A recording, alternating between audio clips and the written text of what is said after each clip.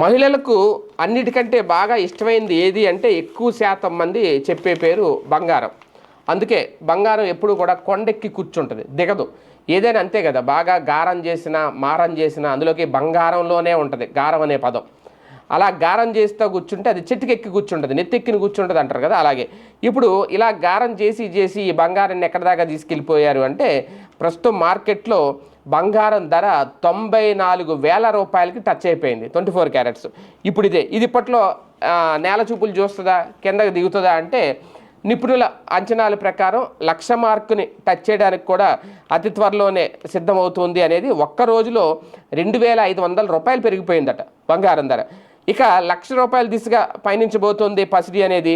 ఏడాదిలో ఏకంగా 24,000 రూపాయలు మించింది ధర. 5 ఏళ్లలో రెండింతలు దాటింది గోల్డ్ రేటు.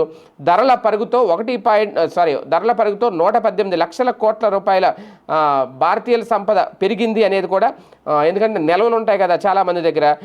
అలాగే ఇక్కడ పసిడి దూకుడైతే ఆగట్లేదు. తాజాగా ఒక రికార్డు 10 గ్రాముల 24 క్యారెట్ల పుత్తడి ధర మార్కెట్లో 94,000, ఒకానొక దశలో 94,200 కూడా తాకిందట.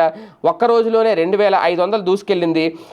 ఇప్పుడు తాజాగా అనుకున్నట్టు ముందు నుంచి అనుకుంటున్నారు అది 1,00,000కి టచ్ అవుతుంది అనేది. ఇప్పుడు ఆ దిశగానే వెళ్ళే అవకాశం అయితే కనిపిస్తుంది. ఒక రకంగా చాలామంది బంగారాన్ని దాచుకుంటూ ఉంటారు.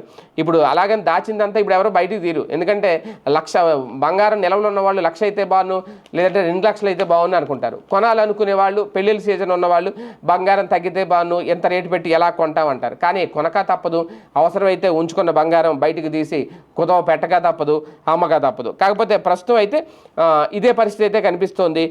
దాదాపుగా 2020లో చూసుకుంటే 46,500 రూపాయలు ఉన్న బంగారం ధర 2025 వచ్చేసరికి 94,000కైతే చేరుకుంది. అంటే దాదాపుగా ఎంత డబుల్ అయిపోయింది, 50% అంటే 100% పెరిగిపోయింది బంగారం ధర.